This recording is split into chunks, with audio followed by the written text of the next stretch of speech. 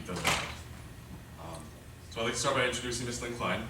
Lynn Cline is NASA's Deputy Associate Administrator for Space Operations. In this capacity, she's responsible for oversight of a broad variety of capabilities across NASA's spectrum of space operations programs, which includes the Space Shuttle, the International Space Station, space communications and navigation, acquisition of commercial launch services for NASA missions, and crew and health safety. From June 1997 to March 2003, Ms. Cline was Deputy Associate Administrator for External Relations, where she was responsible for NASA's interaction with the executive branch and agencies for international relations. From 1993 to 1997, as Director of the Spaceflight Division within the Office of External Relations, Ms. Cline was NASA's lead negotiator of the agreements with Canada, Europe, Japan, and Russia for the International Space Station, which were concluded in January 1998. Prior to that, she held a variety of positions in support of NASA's international relations, negotiating many agreements, including the agreement with the European Space Agency for the Cassini-Huygens mission to Saturn and the Moon Titan. Ms. Cline received the Rotary National Stellar Award for Space Achievement in 2009 and the American Institute of Aeronautics and Astronautics International Cooperation Award in 1998. She was also selected for the presidential rank of Meritorious Executive in 1997 and 2004. She was a fellow of the American Astronautical Society, an associate fellow of the AIAA, and a member of the International Academy of Astronautics. Ms. Cline received her BA from East Carolina University and her MA from University of California at Santa Barbara in French language and culture. So I'd like to introduce Ms. Lynn Cline.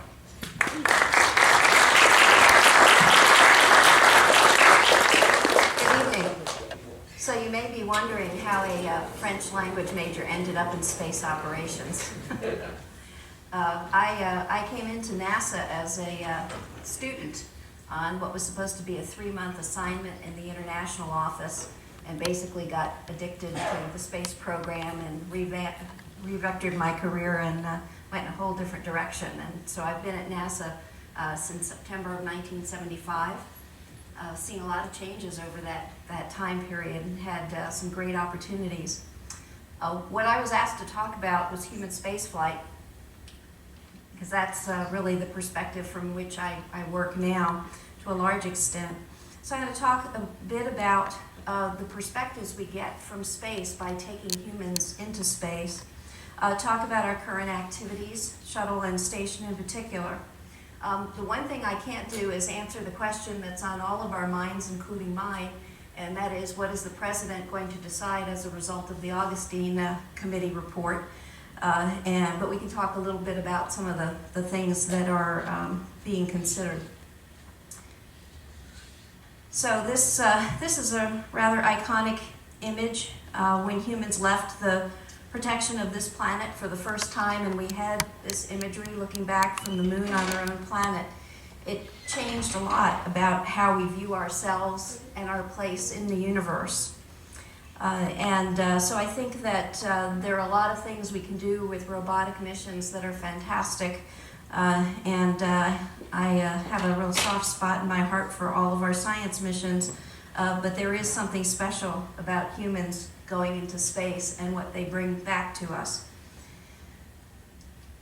This is just to give you an idea of where we've been recently. This is following the tragic Columbia accident. We came back to flight.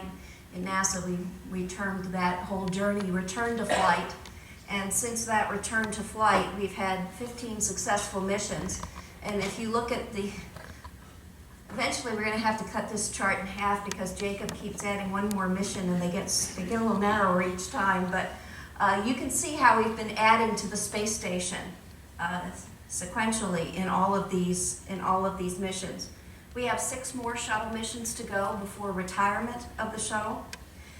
Since its first flight in 1981, the shuttle's been an extraordinary vehicle. We've done research on the shuttle, we've deployed spacecraft, we've repaired spacecraft, and in more recent years, we've spent a lot of time building the International Space Station, and this is what the International Space Station looks like now. So if you were to fly up there tomorrow, that's the view you would see. We have all of our international partner modules up, we have all the power system up, we have all the robotic systems up. The only thing left to be added is the Tranquility node and the cupola for the U.S. elements, and there's a Russian module that just arrived today, in fact, docked today, the Poisk module, to the Russian segment of the station. They have one more module that's going up on the shuttle. And then the rest of it is really outfitting, lots of spares and equipment. And because we're so far along now with the assembly, we have some pretty active schedules going on. So if you just look across the top, those are all the vehicles coming and going or spacewalks. So we've had a change out of crew. We had the Japanese HTV cargo vehicle recently unberthed. As I said, the Russian module designated here as MRM-2 has just been launched. We have a Russian EVA coming up in December. We have another Soyuz mission coming up in December. So we have quite an active program. There is always something going on, and regular rotation in the crew as well. This gives you a sense of vehicles that are visiting the station now and some planned for the future. Shuttle, of course, and so those last 6 flights of the shuttle are all going to the International Space Station. Our Russian colleagues provide crew transport, crew rescue, and cargo capability to the station with their vehicles. The Europeans provide the automated transfer vehicle. It's had 1 flight to date. It was highly successful in that first flight. It is also a cargo vehicle. The Japanese just had their maiden voyage of the H-2B, which is an upgraded configuration of their launch vehicle, with the HTV, which is another automated cargo vehicle, and that's the one that just docked in September. Now, as we look to the future, it gets a little fuzzier. We have plans for post-shuttle to service the station with commercial cargo delivery. And so the first step towards that is a program that we have called the Commercial Orbital Transportation Service Program. It's a demonstration program, and it's not my organization that is in charge of that, but our sister organization, Exploration Systems. And in that program, companies competed for the opportunity to get some NASA seed money and put some of their own capital in as well to develop cargo delivery capabilities. And NASA is paying for milestones. And so the 2 companies that are under that program with Space Act agreements are SpaceX Corporation and Orbital Sciences Corporation. There are a few other companies who have unfunded Space Act agreements just to get access to NASA expertise. Now, my office, as the owner of the space station operations role, also needed to actually buy cargo services capability. And in an ideal world, what you'd have is the demonstrations would all be done, and then you'd go buy the services. But because you need a 3-year lead time to get those services, and because the shuttle was retiring, we needed to accelerate our schedule. So we've actually already entered into contracts with both of those companies to purchase cargo delivery services and are starting towards the milestone payments with them under that contract while they're still in the demonstration phase. So those are going on in parallel. And then out on the far end, you see the NASA Constellation program with a crew exploration vehicle called Orion and crew launch vehicle Ares, and Ares 5 is a future heavy lift. And those are the ones that were part of the review process for the Augustine Committee. There's a lot of debate about what the right answer is going for the future. I think everybody would agree that if you want to leave low Earth orbit, we need a heavy lift vehicle. There's a lot of debate about what's the right configuration of a heavy lift vehicle. And there are questions about whether the NASA role ought to more appropriately be focused on just the crew vehicle that's going beyond low Earth orbit and turn over the transport to low Earth orbit to the commercial sector. Or do we need to keep a government system until that commercial sector has demonstrated its capability? So those are the kinds of questions that are being reviewed. So this is very much of interest to me as the one being tasked to operate the station. And if the decision is to continue to operate the station for a longer time, then it's even more important that we have these capabilities lined up. And it's also very important to all of our international partners who depend on us for crew transport in particular. If you look at the station operations, you'll see that it's a very decentralized, highly international complex. So what you see here are control centers for all of the launch vehicles, but also control centers for all of the operations of partner elements. So for example, in Oberpfaffenhofen, Germany, is the Columbus Control Center for the European Columbus Lab, so they can command their experiments from there.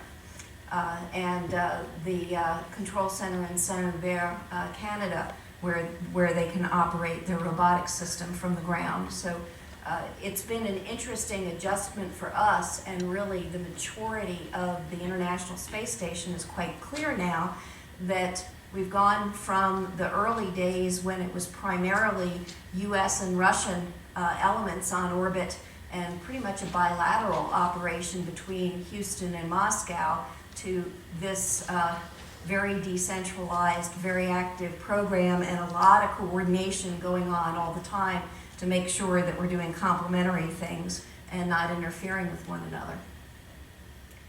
One of the things that a lot of people don't fully appreciate is how long we've been operating this station with crew on board.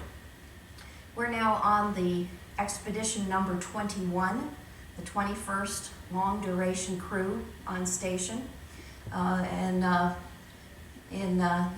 NASA tradition, each crew gets to design its own mission patch, so those are representing all the different expedition missions. So we've had quite a few astronauts go through this facility. We've also been doing a lot of research on board. We have not done as much research as the station is capable of handling, in part because we had a modest crew at the beginning, just a 3-person crew, and we also were spending a lot of time on the assembly of the station, and so you're doing utilization more on the margins, but nonetheless we've done quite a lot of research in many fields. And now that we are up to a 6-person crew, full power, all the laboratories on board, we're poised to really expand on that. One of the interesting things is the Congress designated the U.S. portion of the space station as a, quote, national laboratory. They did that in legislation in 2005, and this is how Washington works. They wrote legislation designating it as a national lab, and then gave us the action to write a report to explain what a national lab is and how it would work. We did. But the idea behind the legislation was to make the capacity of the space station available to agencies other than NASA to do their research that they wanted to do, that they would find valuable in this unique environment. And we have subsequently signed an agreement with the National Institutes of Health. They've already put out a call for proposals. They have money on the line. They're going through the peer review process. Department of Agriculture, their Agricultural Research Service, has also signed an agreement with NASA and is interested in doing some research. And we also opened it up to the private sector, and we've signed a number of Space Act agreements with companies that want to do research on station. So there's the NASA work that we're doing, particularly in human health, all of the things that we need to understand if humans are going to stay in this environment for a longer and longer period of times, particularly if you're going to have a transit to Mars. That's very much the focus of our research. We didn't want to limit it to that. This marks a milestone, this nice little starburst pattern. It's not only a 6-person crew there, but we have a representative of each of our international partners in that picture. At this point in time, we happen to have a Japanese, a Canadian, a European, Russian, and Americans all on board. And that was in May, and that was the first time we reached that milestone with every one of the partners there. A lot of people think that one of the best results of the International Space Station is, in fact, the international cooperation, the partnership that we've developed for the program. I think it's so much more than that, but that is a very important component of it. We've had 180 people from 15 countries visit the station. We have sat down with our partners in what we call the Multilateral Coordination Board and discussed what are all of the lessons learned. And we've actually written a whole document on space station lessons learned about operations, about design, about management practices, and so on, standards, a whole range of things. And we've documented the lessons learned because so many people look at station as a good model for international cooperation and talk about it as the starting point for whatever you want to do in future human exploration if you want to do it on an international basis. And so we've written all these lessons down. We got input from each of the international partners, compiled them, found some common themes, and put that together.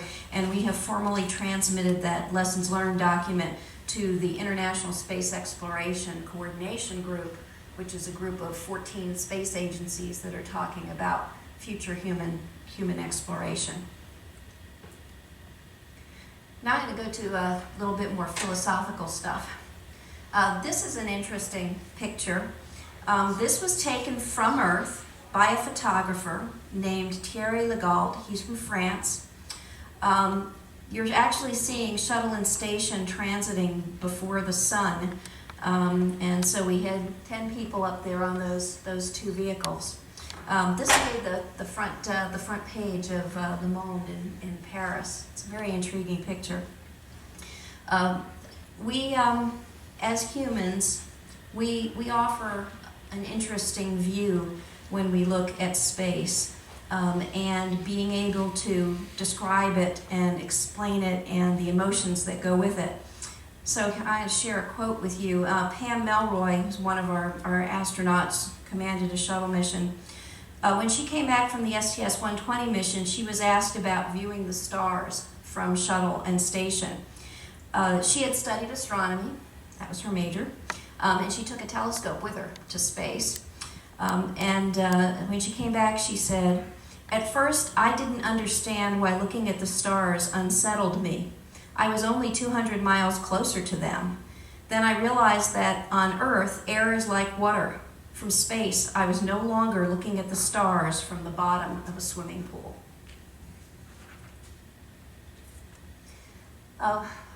We get a lot of photography from our astronauts as they look down on our planet.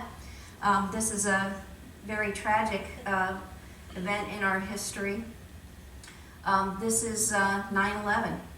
And this picture was taken by Frank Culbertson, who is commander of Expedition 3 on board the station. What he said about the experience looking down on this was, "The smoke seemed to have an odd bloom to it at the base of the column that was streaming south of the city. After reading one of the news articles we just received, I believe we were looking at New York around the time of or shortly after collapse of the second tower. How horrible. It all looked incredible from 200 to 300 miles away. I can't imagine the tragic scenes on the ground. Other than the emotional impact of our country being attacked and thousands of our citizens and maybe some friends being killed, the most overwhelming feeling, being where I am, is one of isolation." And that is something we have to deal with as we have crews who are in space for longer and longer periods of time. We've had to deal with some very basic things: a death in the family, a birth in the family, things that we as humans hold dear.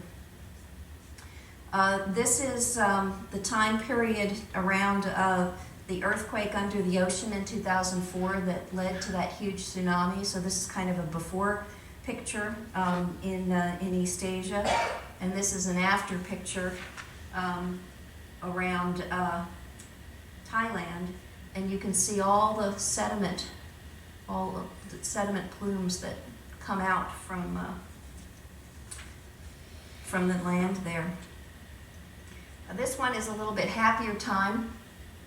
We actually had in 2007 in Washington, we do something called Public Service Recognition Week. You know, government's big business in Washington, so civil servants get recognized periodically. And we had a nice big model of the James Webb Space Telescope that was featured as part of the exhibit there. We asked our expedition crew to photograph the crowds viewing the telescope as station passed over. We talked about trying to get people to like spell something out or something, but realized that the scale wouldn't quite work. This is Sunny Williams. We put our crews in a pretty extreme environment for long periods of time, and if we're going to expand outward, we're going to need to understand all of these effects on the body. Radiation, low gravity environment, it causes the bones to deteriorate and excrete calcium. And our astronauts develop kidney stones because of that extra calcium. They sustain muscle atrophy, they lose muscle tone and muscle mass. And so doing exercise is something that is very important for the health of our crews. So we do weight-bearing exercise, so that's why you see all this strap on her, is because we have to, so she doesn't float away, and so that there is weight, we really have to devise exercise equipment that will make that happen. So here she is exercising on the treadmill, and by the way, she's the first woman to ever run a marathon in space. She's a marathoner, and she did that at the same time as the Boston Marathon. So one of the things that we do is we use our astronauts as human subjects, but we also take up various samples to study cells and look at them in this environment where they're away from gravity. There's some interesting research being done under the National Laboratory concept where when you take certain bacteria into orbit, it turns out to be more virulent, and that has allowed the researchers to discover some of the keys to the gene expression. And as a result of that, we have, not we, NASA, but the companies that have done the work have some vaccines that are just going into human trials based on that research that they've done in space. Here's another aspect of our work in space. Our humans work very closely with the robotic systems, and so this is Leland Melvin working at one of the robotics workstations during a shuttle mission. And so we marry that technology with human ingenuity to solve complex problems. And one of the interesting ones we had to solve, I'm sure you all remember this, when we actually had a tear in the solar array while we were trying to deploy it on the station. And so we had the array partially deployed, we had this tear in it, and we had to figure out how to get the arrays the rest of the way out and what we could do to repair it. So Mission Control came up with a concept using equipment available on board the station to make devices to kind of sew it together. We call them cufflinks because of the shape of them. We got some equipment from the Russians on their side of the station and some of our stuff. And the crew put all this stuff together on board. And then we sent Scott Parazinski. Scott actually had the nickname Too Tall Parazinski because he was too tall to fit in the Soyuz or to wear a Russian suit. And that too tall nature turned out to be really handy on this mission because we put him on the end of the robotic arm and we took him out to the farthest place we could reach where those tears were. And while he was there, attached to the foot restraint at the end of our orbiter boom sensor system, which was at the end of the robotic system on the station, to try and get that extension as far as we could. He had a lot of work to do, so he had three tools in two hands that he had to juggle to get this done. He also had to avoid certain places on the array because it was electrically charged. But the repair was complete, and he's kind of having a chance to see his handiwork here. And he talks, when he came back to Earth, about the spectacular view of the Earth on his ride out to the work site, because we moved these robotics very carefully and slowly, and that was a 45-minute ride to get out there. This is Dexter, the Canadian robot. The Canadians have long had expertise in robotic systems. The arm on board the shuttle is a Canadian-built arm, and this is their more sophisticated one that they built for station. You can see it looks a little bit like a human body. Has an upper body that can turn at the waist. It has shoulders that support arms. Each arm has a hand that has jaws on it that are retractable, that can grip objects, and it can also transport objects. It can use tools. And the idea behind this is to reduce the amount of spacewalks that we have to do, where humans have to go out and manipulate the equipment, and have the robotic system available to do that instead. But sometimes we really do need humans to do the work, and here's a picture from the most recent Hubble servicing mission last May. I had the chance to go out to Goddard Space Flight Center and see the specialized tools that they developed for this. It's amazing the number of one-of-a-kind tools that they created for this mission, because while Hubble had been designed for servicing, it had been designed for far less intrusive servicing. It had been designed for pulling whole things out and putting a box back into that location. And we had gained experience with 4 previous visits to the Hubble Space Telescope. And so they decided to try doing some additional repairs. And so, for example, they had a plate where they had to take out over 100 screws. And so they designed a catch plate so the drill could go in to unscrew it, but it was narrow enough so that the screw would then fall into the little box where it would be caught. And I got to see the box with all the screws in it when they came back from the mission.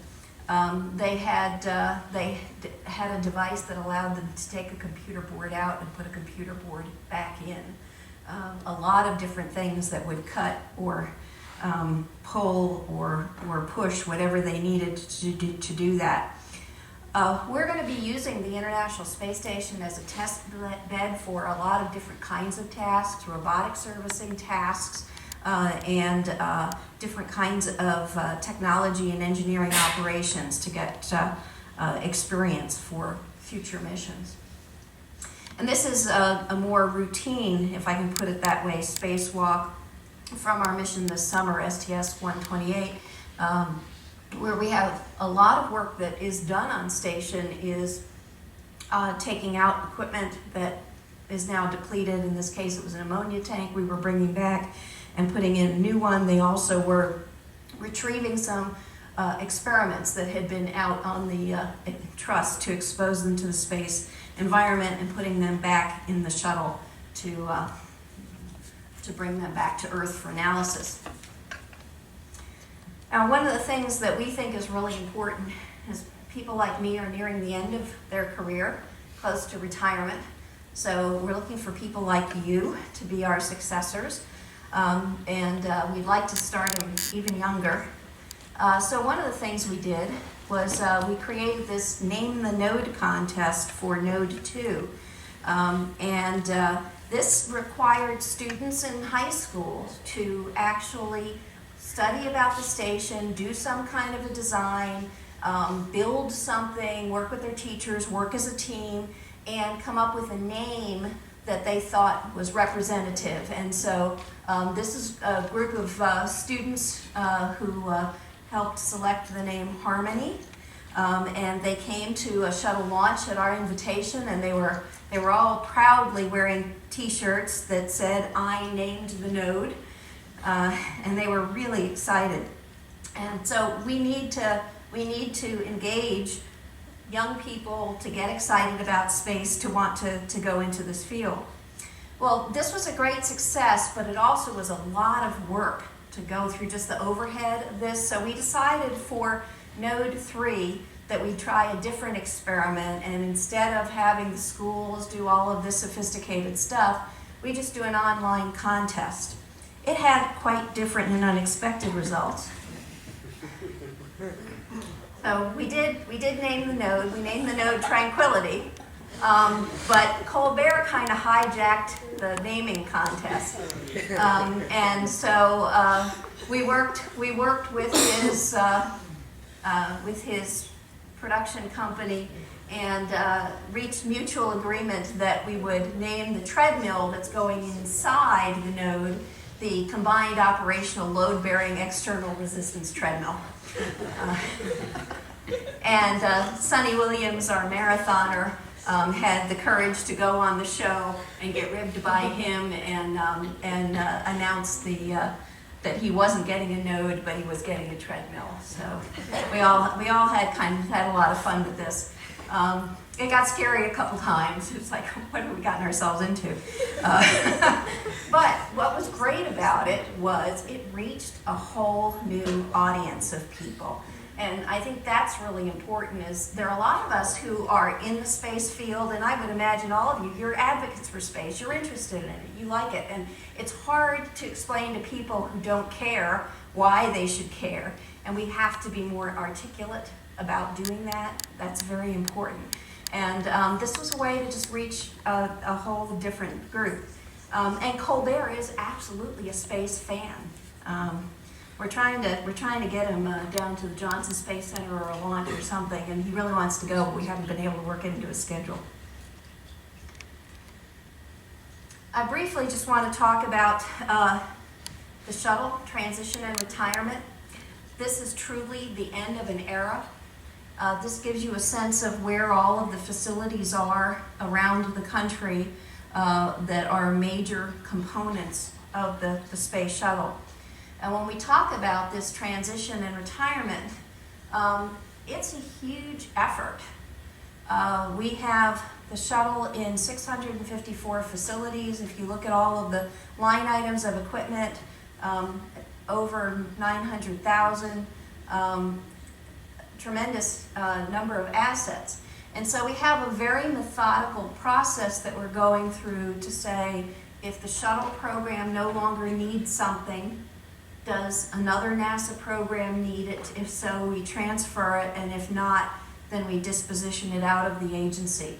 And we've been at this for about 2 years now. We've pretty much wrapped up all the production on shuttle. The last space shuttle main engine test was in July. The last tank, external tank, has been produced. The last solid rocket motor has been poured.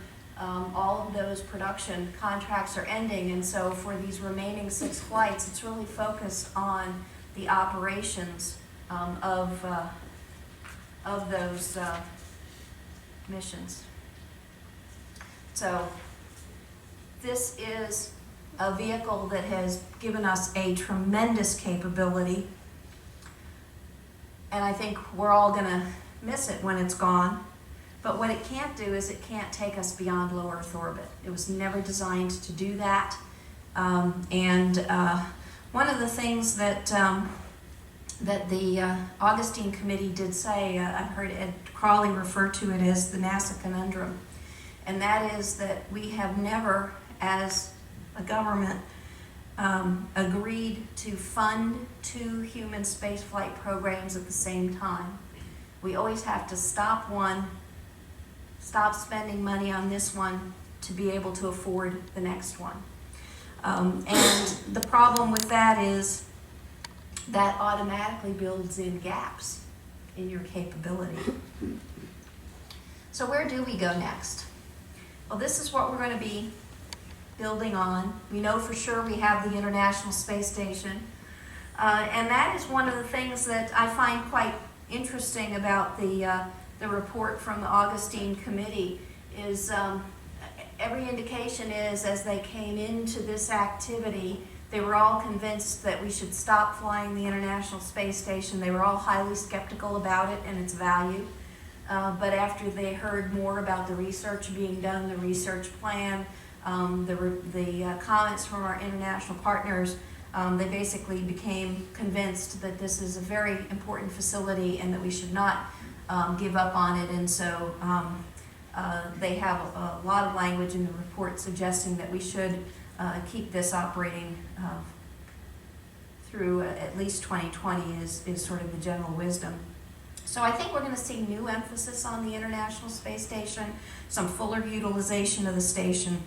And the station was always designed to be a stepping stone to the future. It wasn't supposed to be off on the side, something that we did over here while we planned for LEO over there. It is doing a lot of research that's valid for future human space flight. So I think you're going to see some renewed emphasis on this. But as someone who's been involved in the NASA program for many years, it is a little disconcerting to see this sort of stop and start that we go through. I look at my Russian colleagues and I see that they have an evolutionary program. They don't have these big gaps. Now, their program's not as sophisticated as ours, but in many ways it's far more robust and it doesn't go through quite the same disruptions. One of the things that I think is unfortunate about the debate that we've had as we've gone through this review is people have gotten way too focused on the vehicle. You know, is it this rocket or that rocket? Which design is best? Should it be shuttle-derived, ELV? Should it be inline or not? And I think we lost sight a little bit of the bigger picture, the strategic importance of human space flight. I thought that had been pretty well settled when the President Bush came out with the vision for space exploration, but just given the amount of debate and the reaction to the Augustine Committee report, it's clear that it really wasn't settled for everyone. Our prior administrator, Mike Griffin, gave a speech a couple years ago about this rationale for human spaceflight, and he talked about what he called acceptable reasons and what he called real reasons. And the acceptable reasons are all the ones, the practical ones that people want to hear, that it's for the economy, it's for national security, it's for scientific research. But the real reasons that he described are more for competitiveness as a nation, for curiosity, for being explorers. And I think I resonate well with that, and that may be my non-engineering background. But having been a major in a foreign language and my minor was anthropology, I've always been interested in other cultures, other worlds, other perspectives. And so for me, if I were to pick a book to read, I'll go to historical fiction or science fiction or a memoir from somebody who is in a completely different culture from one that I know, because I like to learn and I'm curious and I want to see what is different. And so for me, human spaceflight is to a large extent about that curiosity. I want to know what's around the corner. I want to know what's over the next hill. I think that's important. I also think there's a lot of wisdom in what astronaut John Young has said. One of my favorite quotes from him is that a single planet species is destined to extinction. I grew up on Star Trek, the original Star Trek. I've been through all of them. But this idea of in fact, going out from this planet and exploring and finding other worlds has appealed to me. So I think we're really at a crossroads now because the debate has gotten into, can we really afford a human spaceflight program? Is it really necessary? Should we settle for less? Should we focus more on Earth science and just do some technology? And International Space Station, that's human space flight, so we don't need a whole lot more. But I think when people realize that for us to take Americans to that station, we're totally dependent on Russian vehicles for a period of time, they're going to wonder how we got here. So I think we are at a crossroads. And I look at groups like yours and think, it's up to you. This is your future to shape. Where do you want us to go? What do you want your space program to be when you get to be in the workforce and in my kind of job? And I'd be very interested in hearing your thoughts. Happy to take questions. If you're still awake, somebody back there. You must have questions. All right, way in the back. So you mentioned that the groups that did not actually get the Space Act agreement for commercial delivery to the International Space Station, you mentioned that they were still getting some non-funded NASA expertise. In what form is that expertise coming, and is there an estimated dollar amount to how much they can get? I don't know what the estimated dollar amount is because it's not my program and I haven't looked at it that closely, but the kind of expertise they're looking for is sometimes it might be a technical problem that they're dealing with, and they want somebody who knows about propulsion or avionics or something like that. Or it might be they'd like somebody to come to an engineering review board that they're holding and just give them advice on, are there other questions they should be asking, that kind of thing. So it's really up to them what it is that they want. But we have a whole network of NASA experts who've been identified through the agency with different specialties so that we have them to tap into with whatever questions come up. And I think right in front of you. Yeah. You made a note of a near universal agreement on the use of a heavy lift rocket. Can you comment for a moment on other architectures that have been proposed, like fuel depots and similar? Yeah, there's, I guess there are kind of mixed camps. I would say there's probably more proponents of heavy lift, but the idea of fuel depot has been around for a long time, and there's been a little bit of technical work on it in the past, but it's never really been taken to sort of a practical application. And so one of the questions we've been asked is there something we can do on station to kind of practice it and build it up a little bit. So the question is, how do you overcome some of the technical issues involved in establishing it, and then what's your business model for it? Are you going to be selling the fuel? How do you do the servicing? Is there one waypoint? Are there multiple places that you would have to base it? And if you have multiple places, how do you sustain it financially? So I think there's in an ideal world, there's a lot of things that we could and should be doing. And with all the constraints on the budget, one of the unfortunate things is I've watched the pendulum swing many times back and forth at NASA, where we all recognize we need to put more into the advanced technology to get ready for things in the future.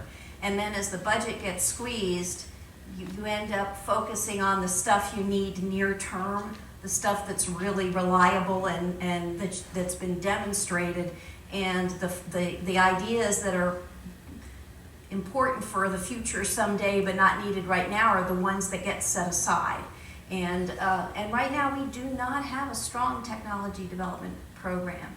And so I think that's one of the things you've been seeing in many reports. The National Academy of Sciences report that came out on the future of space, that theme was in the Augustine Committee.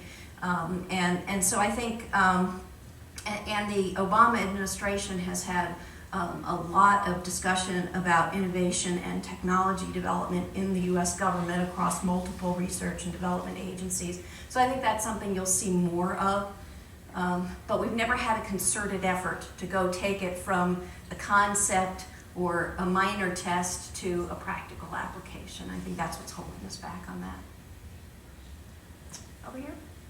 What's your personal opinion on where you think human spaceflight is going to go, either based on the proposals of the Augustine report or your own? Yeah. I think the view is that going to Mars is where everybody wants to get, but it's too hard right now, according to many people, unless you're Bob Zubrin. If it were up to me, I'd like us to see us go forward with the lunar plans.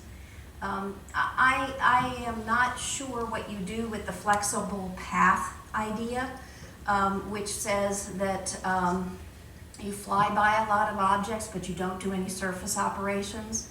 And that might get us going farther and longer, but I still think we need to learn how to go work on the surface of other objects. And if you look at a practical matter at near-Earth objects, some of those asteroids are pretty hard to get to, and they're long flight times, and they may actually be harder than going back to the moon. So those are the kinds of questions we're starting to look at as we try and figure out what we do next.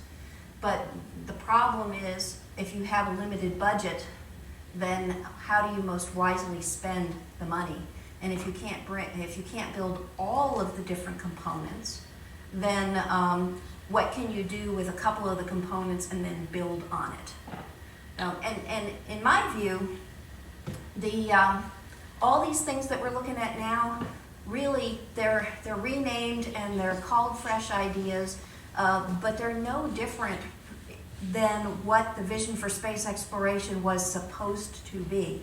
If you go back and you read the presidential policy, it said it was a sustained robotic and human exploration of the solar system.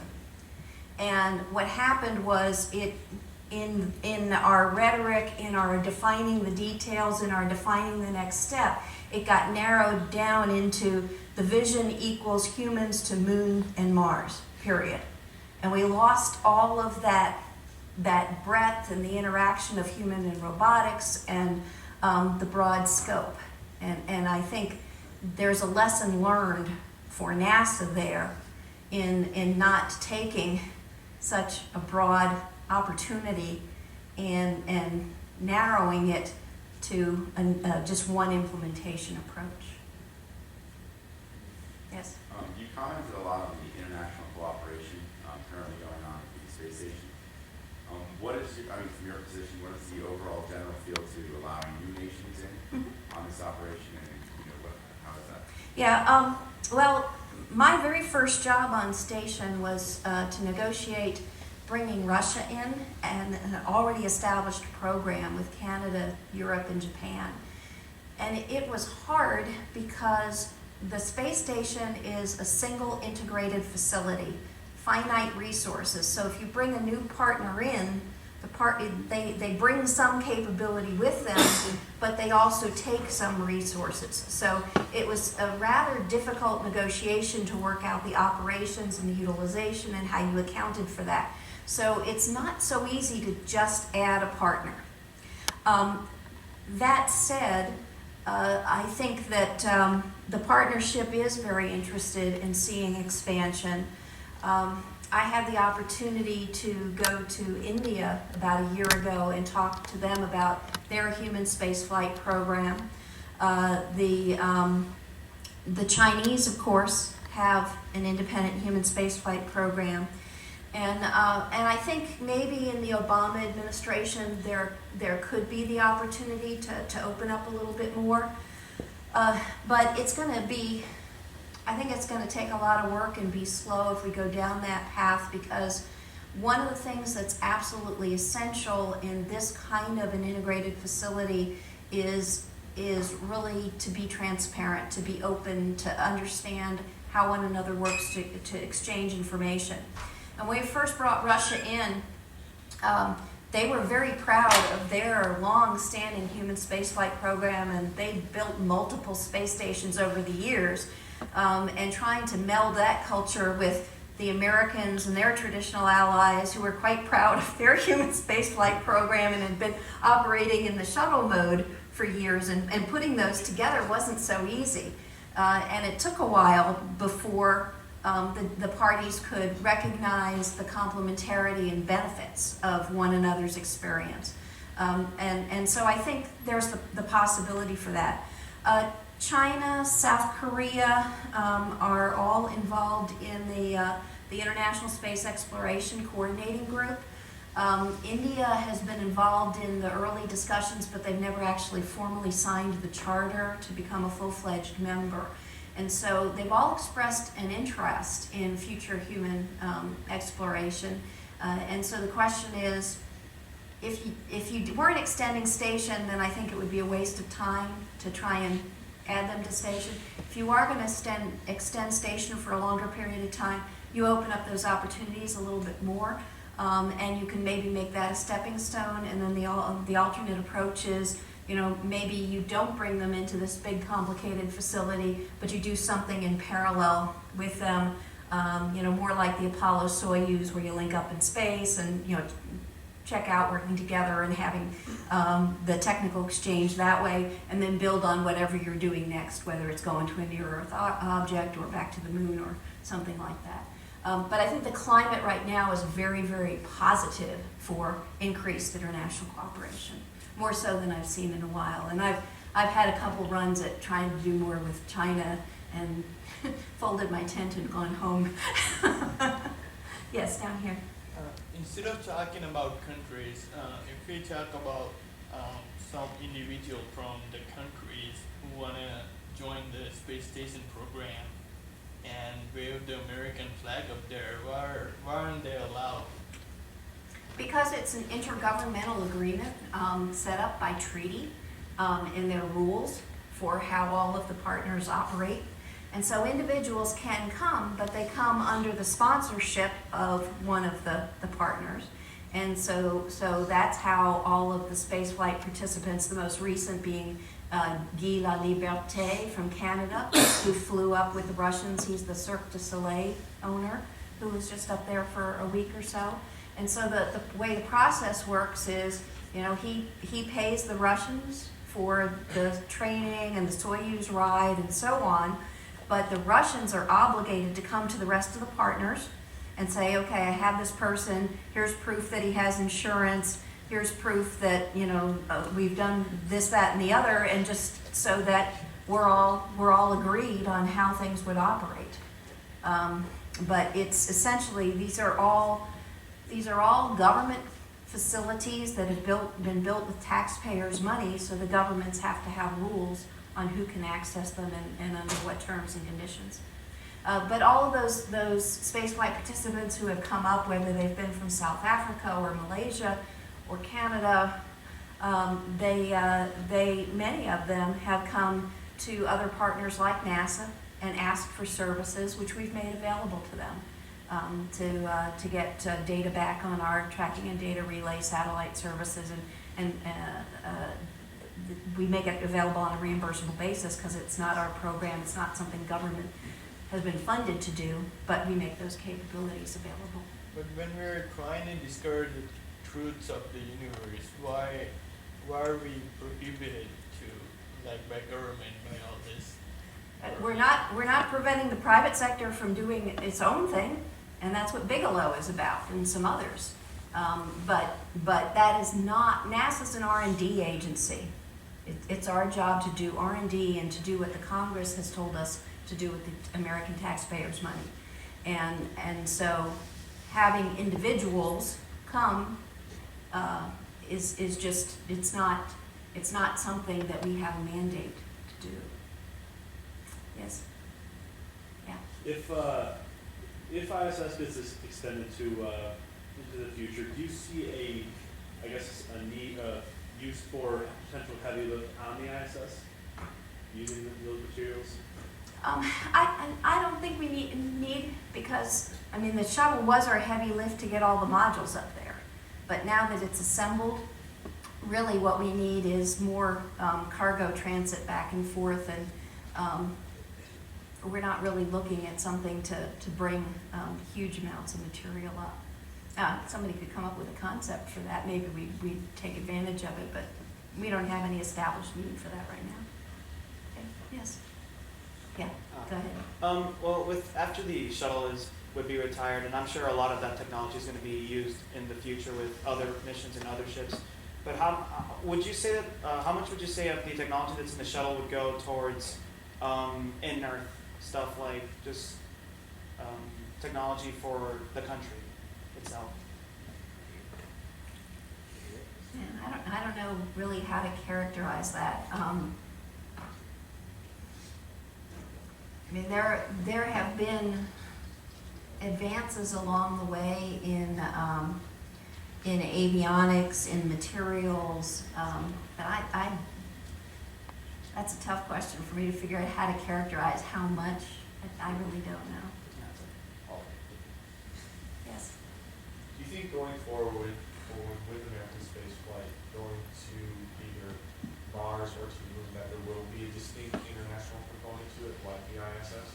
I do, and one of the questions that is going to have to be addressed is it in fact like ISS, which is a single integrated facility, or is it a model more like Antarctica, where there's a Russian outpost and an American outpost, and we all work together and collaborate, but we have kind of separate places?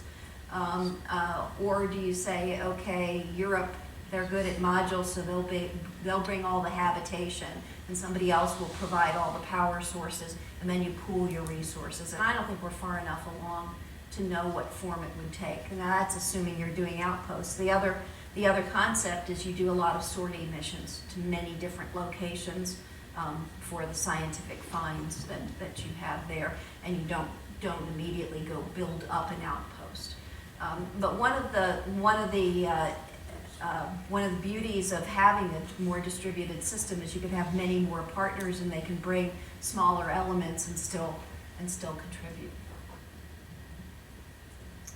Yes. So, assuming NASA's working in the model where you're doing advanced research and development to do different tasks in the solar system, and say you build outposts or stations or whatever, and those are as government facilities, how are you working with transferring that over so that the general public can go up and access space? Yeah, that's a good question. I really think that the government role is to be a pathfinder, and that industry ought to follow behind.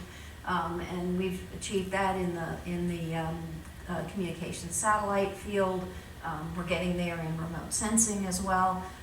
And so I think that if we're really going to sustain human presence off our planet, we've got to build the infrastructure where industry comes behind. The folks in the Exploration Systems Mission Directorate have given this a lot of thought. They've had workshops. They've got ideas for partnerships. Things like the Commercial Orbital Transportation Services is kind of a first step. If we in fact go after commercial crew for low Earth orbit, that's another kind of an enabling thing. There are various prizes going on, prize competitions that are trying to stimulate some of that private sector interest. And I think we have to be, though, a little bit maybe modest at the beginning, and so you see folks starting with suborbital human transport. That's a logical place to start. It's not as hard, doesn't take as much energy as it does to get into orbit. And so I think you take it a step at a time, and you build these things up. But